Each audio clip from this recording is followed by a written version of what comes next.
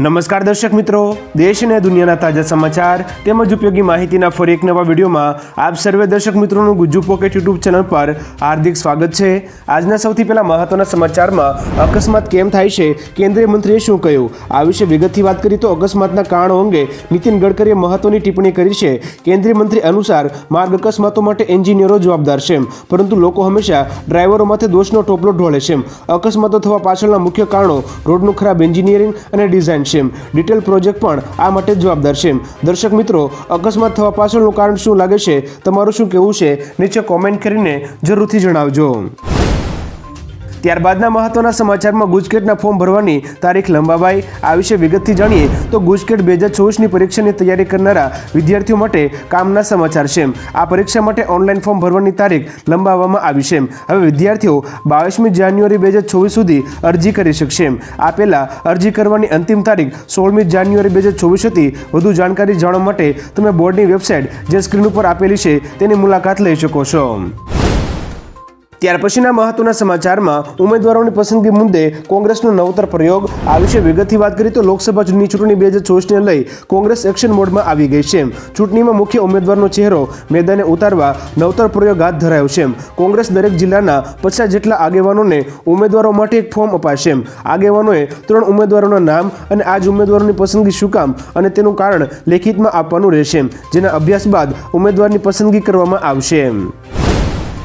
ત્યારબાદના મહત્વના સમાચારમાં પૂર્વ ધારાસભ્ય ભૂપત ભાયાણી ભાજપમાં જોડાશે, આ વિશે વિગતથી વાત કરીએ તો વિસાવદરના પૂર્વ ધારાસભ્ય ભૂપત ભાયાણી ભાજપમાં જોડાશે।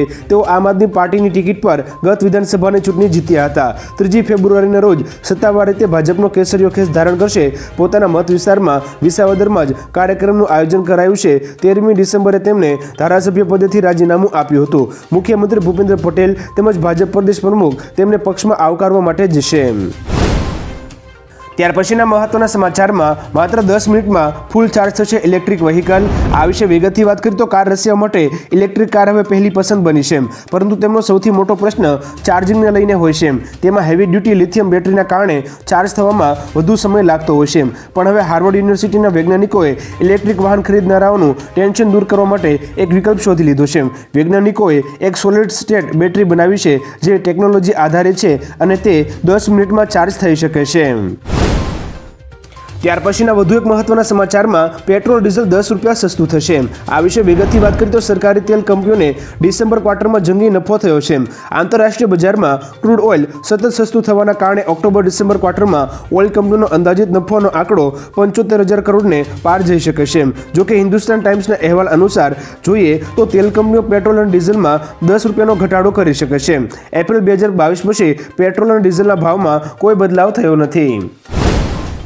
ત્યાર પછીના મહત્વના સમાચારમાં પોલીસ આ કામ માટે આપશે ઇનામ, આ વિશે વિગતથી વાત કરીએ તો થોડા સમય પહેલા ગેરકાયદે વિદેશ જઈ રહેલા ગુજરાતી મુસાફરો સાથેનું પ્લેન ઝડપાયું હતું, જેના પછી પોલીસે એજન્ટ વિરુદ્ધ ગુનો નોંધી વધુ તપાસ હાથ ધરી છે, જેમાં ઘૂસણખોરી કરાવતા તમામ એજન્ટો હાલ પોલીસની પકડથી દૂર છે। જેને લઈ પોલીસ ફરાર થયેલા 6 આરોપીની બાતમી આપનારને 25,000નું ઇનામ આપશે। એજન્ટોમાં અમનદીપ, બિપિન દરજી, પંકજ પટેલ, રાકેશ રાય, જાકીર શેખ તેમજ રજની ઉર્ફે સનીના નામનો સમાવેશ થાય છે। ત્યારબાદના મહત્વના સમાચારમાં ભચાઉ રેલવે સ્ટેશનની કાયાપલટ વિશે વાત કરીએ તો રેલ યાત્રીઓ માટે મહત્વના સમાચાર છે। સરકાર દ્વારા અમૃત ભારત સ્ટેશન યોજના અંતર્ગત ભરૂચ રેલવે સ્ટેશનને આધુનિક સુવિધાઓથી સજ્જ કરવામાં આવશે। 41.3 કરોડના ખર્ચે સરકાર દ્વારા રેલવે સ્ટેશનનું નવીનીકરણ થવા જઈ રહ્યું છે। મિત્રો, આપણે જણાવી દઈએ કે Bhachau railway station Ahmedabad division હસ્તક આવે છે। મુસાફરોને આધુનિક સુવિધાઓ મળી રહે તે માટે સ્ટેશનનું નવીનીકરણ કરવામાં આવશે। ત્યાર પછીના મહત્વના સમાચારમાં વિશ્વની સૌથી શક્તિશાળી સેનાઓ વિશે વાત કરીએ તો અમેરિકા દુનિયાની સૌથી શક્તિશાળી સેના ધરાવતો દેશ છે, તે પછી રશિયા અને ચીન છે, જ્યારે ભારત ચોથા સ્થાને આવે છે।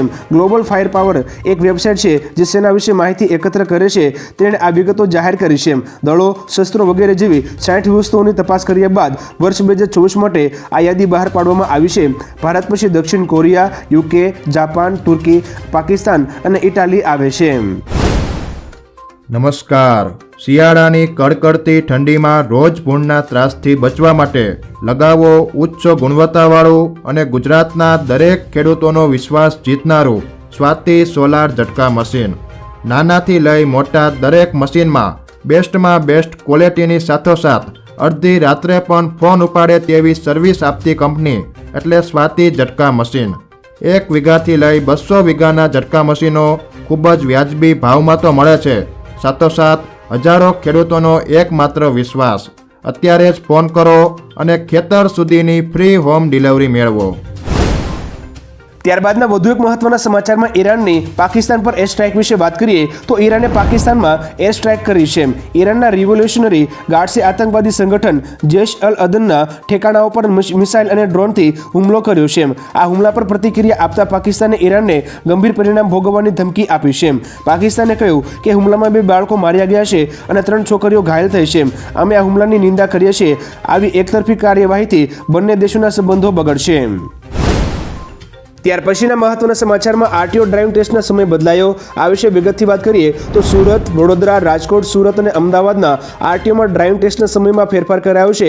હવે સવારના 8 થી રાત્રિના 8 સુધી અપોઇન્ટમેન્ટ મળશે. આ પહેલા 9:30 થી સાંજના 7 વાગ્યા સુધી અપોઇન્ટમેન્ટ મળતી હતી. એટલે કે હવે અધિકારીઓની ઓફિસ ડ્યુટી 12 કલાકની થશે. વારંવાર ટાઈમ ટેબલ બદલાતા બંને પક્ષોએ લોકો હેરાન થઈ રહ્યા છે. અમદાવાદના આરટીઓમાં હાલ 5 દિવસનું વેટિંગ ચાલી રહ્યું છે. અન્ય સેન્ટરમાં પણ આવી સ્થિતિ છે. ત્યારબાદના મહત્વના સમાચારમાં સરકાર યોજશે વન સેતુ યાત્રા. આ વિશે વિગતથી વાત કરીએ તો રાજ્ય સરકાર આદિવાસી ક્ષેત્રમાં વન સેતુ યાત્રા યોજશે. 5 દિવસની યાત્રાનો 18મી જાન્યુઆરીએ મુખ્યમંત્રી ભૂપેન્દ્ર પટેલ વલસાડના ભિલાડથી પ્રારંભ કરાવશે. 13 જિલ્લામાં તે ફરશે. રાજ્ય સરકારની સિદ્ધિઓ, રામ મંદિર, આદિજાતિ ક્ષેત્રમાં થયેલા કામો, આદિજાતિ સમુદાયના વિશિષ્ટ વ્યક્તિત્વ સન્માન જેવા કાર્યક્રમોને આવરી લેવામાં આવશે. ઓપનિંગ કાર્યક્રમમાં આદિવાસી સમાજના અગ્રણીઓ તેમજ નેતાઓ હાજર રહેશે. ત્યાર પછીના મહત્વના સમાચારમાં વિદ્યાર્થી અને વાલીઓ માટે હેલ્પલાઇન નંબર વિશે વાત કરીએ તો ધોરણ 10 અને 12ની પરીક્ષાની કોઈ મૂંઝવણ હોય તો વોટ્સઅપ નંબર 9999 22648 અને જીવન આસ્થાના 1800 23 3 5500 પર સંપર્ક કરો. અમદાવાદના જિલ્લા શિક્ષણ અધિકારીએ હેલ્પલાઇન નંબર જાહેર કર્યો છે. વિદ્યાર્થીઓ અને વાલીઓ તેમાં ફોન કરીને સમાધાન મેળવી શકશે. દરેક વિષયના નિષ્ણાંત અને મનોવૈજ્ઞાનિકની ટીમ મદદ માટે તૈયાર રહેશે. જિલ્લા કંટ્રોલ રૂમ પણ કાર્યરત થશે. આગામી સમયમાં અન્ય જિલ્લાઓમાં તેમજ રાજ્ય સરકાર નંબર જાહેર કરશે. ત્યારબાદના મહત્વના સમાચારમાં પવન સાથે ઠંડીમાં વધારો થશે. આ વિશે વિગતથી વાત કરીએ તો ઠંડી અંગે હવામાન વિભાગે આગાહી કરી છે. આગામી 24 કલાકમાં ઠંડીમાં વધારો થશે. પવનની ગતિ 6 થી 10 કિલોમીટરની રહેશે. રાજ્યમાં ઉત્તર દિશામાંથી પવનો ફૂંકાશે. આગામી 5 દિવસ રાજ્યમાં ઠંડીનું જોર યથાવત રહેશે. હાલ રાજ્યમાં કોઈ સિસ્ટમ સક્રિય ન હોવાને કારણે કમોસમી વરસાદ પડવાની શક્યતા નથી. ગત થોડા દિવસોમાં કમોસમી વરસાદની શક્યતાને પગલે વાદળછાયું વાતાવરણ રહેતા ઠંડીમાં ઘટાડો થયો હતો. ત્યારબાદના મહત્વના સમાચારમાં રાજ્યમાં વધુ એક ભરતી કૌભાંડ સામે આવ્યું. આ વિશે વિગતથી વાત કરીએ તો રાજ્યમાં યોજાતી સ્પર્ધાત્મક પરીક્ષામાં થતા કૌભાંડ સામે લાવનારા યુવા નેતા યુવરાજસિંહે ફરીવાર મોટો ઘટસ્ફોટ કર્યો છે. ગત 5મી ડિસેમ્બરના રોજ સંસ્કૃત યુનિવર્સિટી સોમનાથ ખાતે રિસર્ચ આસિસ્ટન્ટની પરીક્ષા લેવાઈ હતી. જેમાં કૌભાંડ થયાના પુરાવા યુવરાજસિંહે રજૂ કર્યા છે. તેમણે જણાવ્યું કે આ પોસ્ટ માટે ઉમેદવાર પહેલેથી જ નક્કી કરવામાં આવ્યા હતા, જેથી આ ભરતી રદ કરી ઘટનાની તપાસ કરાય તેવી યુવરાજસિંહે માંગ કરી છે. ત્યારબાદના મહત્વના સમાચારમાં સરકારની ઈ વેસ્ટ પોલિસી વિશે વાત કરીએ તો ગુજરાત સરકારે ઈ વેસ્ટના વ્યવસ્થાપન માટે એક વ્યાપક નીતિનો ડ્રાફ્ટ લાવ્યો છે, જેને નિષ્ણાંતોની પેનલે તૈયાર કર્યો છે. આ ડ્રાફ્ટની મુખ્ય વિશેષતાઓ વિશે વાત કરીએ તો સરકાર શરૂઆતમાં ઈ કચરાના નિકાલને પ્રોત્સાહન આપશે અને ત્યારબાદ ખાનગી ક્ષેત્ર પાસેથી ઈ કચરો સીધો એકત્ર કરવાની જોગવાઈઓ કરશે. આ ઉપરાંત ગ્રામ્ય સ્તરે ઈ વેસ્ટ અથવા information communication technology in education assets એકત્રિત કરવા માટે એક અલગ નેટવર્ક ઊભું કરવામાં આવશે. ત્યારબાદના મહત્વના સમાચારમાં અંબાલાલ પટેલની નવી આગાહી પર નજર કરીએ તો અંબાલાલ પટેલે જણાવ્યું છે કે વરસાદની કોઈ સંભાવના નથી. હાલ જેવું હવામાન છે તેવું જ આવનારા 5 દિવસ સુધી રહી શકે છે. પછી 2 થી 3 ડિગ્રી તાપમાન ઘટી શકે છે. કેટલાક વિસ્તારોમાં કમોસમી વરસાદ પણ પડી શકે છે. તેની આગાહી અંબાલાલ પટેલે પહેલા કરી હતી. સૌરાષ્ટ્રના કેટલાક ભાગોમાં કમોસમી વરસાદ પડવાની સંભાવના છે. મિત્રો, આપણે જણાવી દઈએ કે ગઈકાલે રાજ્યમાં ઠંડી વધુ જોવા મળી હતી, જેમાં 10 શહેરોનું તાપમાન 13 ડિગ્રીથી ઓછું નોંધાયું હતું. ત્યાર પછીના મહત્વના સમાચારમાં ઈરાનની સ્ટ્રાઇક બાદ પાકિસ્તાને લીધો આ મોટો નિર્ણય.